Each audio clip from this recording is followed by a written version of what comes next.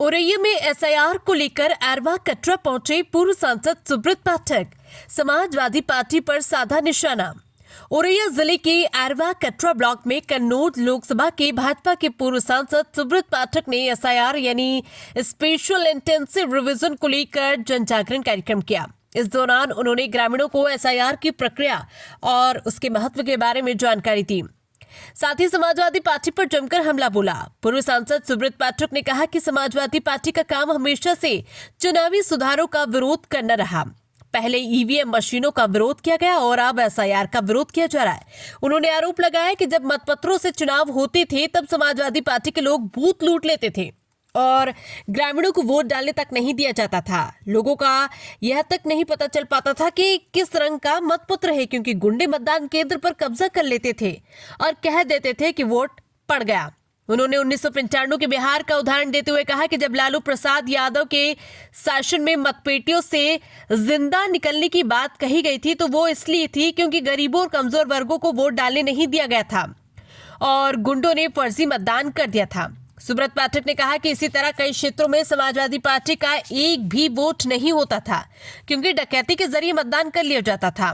पूर्व सांसद ने कहा कि ईवीएम आने से चुनावी डकैती बंद हुई।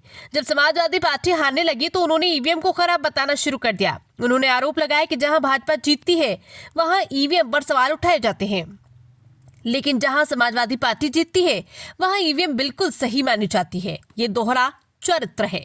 एसआईआर के विरोध पर बोलते हुए उन्होंने कहा कि कन्नौज जनपद की 3 विधानसभा सीटों में करीब 2,87,000 वोट कट चुके हैं और लोकसभा स्तर पर यह संख्या 4 से 5 लाख तक पहुंच सकती है। इसी डर से समाजवादी पार्टी एसआईआर का विरोध कर रही है। उन्होंने कहा है कि ये व्यवस्था पारदर्शी और निष्पक्ष चुनावी सुनिश्चित करने के लिए जरूरी है ताकि फर्जी वोटिंग पर पूरी तरह से रोक लग सके। परिवार के हो सकते हैं, इसलिए मित्रों मैं आप सबसे कह रहा हूँ एसआईआर हम सबके सामने मौका है।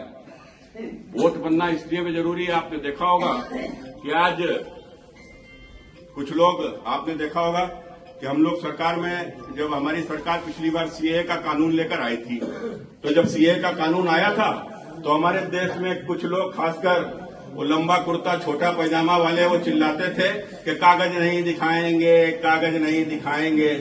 और आज आप देखो, आज जब एसआईआर आ गया है लिए पीछे पीछे घूम रहे हैं। जो कहते थे कागज नहीं दिखाएंगे, कागज नहीं दिखाएंगे, आज कागज लिए पीछे पीछे घूम रहे हैं। घूम रहे कि नहीं घूम रहे? तो कारण क्या है कि 2003 की सूची में जिसका नाम होगा वही माना जाएगा। तो भैया कितने बच्चे ऐसे थे जिनका 2003 में जन्म ही नहीं हुआ था, लेकिन आज वोटर हो गए तो उनकी पहचान किससे हो रही है? उनकी पहचान उनके बाप से हो रही है, उनकी पहचान उनके बाबा से हो रही है। उनके बाबा का नाम है सूची में कि नहीं है? उनके बाप का नाम है सूची में नहीं है? तो याद रखना, आने वाले दिनों में भविष्य में आपकी नागरिकता इसी से चिन्हित होगी। इसलिए मतदाता सूची में आपका नाम बहुत जरूरी है। आपको भारतीयता प्रमाण पत्र भी इसी से मिलने वाला है, इसलिए कोई व्यक्ति छूटे न पावे। और सबसे पहले अपना गांव, और गांव से भी पहले अपना घर, और घर के साथ साथ अपना परिवार, रिश्तेदार, नातेदार सबको फोन करके पूछ लेना तुम्हारा फार्म जमा हुआ है कि नहीं हुआ है। हो सकता है कहीं तुम्हारे साथ षड्यंत्र करके तुम्हारा फार्म न जमा किया जा रहा हो सकता है कहीं बीएलओ तुम्हारे खिलाफ में हो, तुम्हारा षड्यंत्र, कोई तुम्हारा विरोधी तुम्हारा षड्यंत्र करके फार्म न जमा करवावे और तुम्हारा वोट ही ना आ पावे। और तुम्हारा वोट नहीं आएगा तो हो सकता है तुम्हें संकट आवे ना आवे, लेकिन तुम्हारे बच्चों को संकट जरूर आ जाएगा।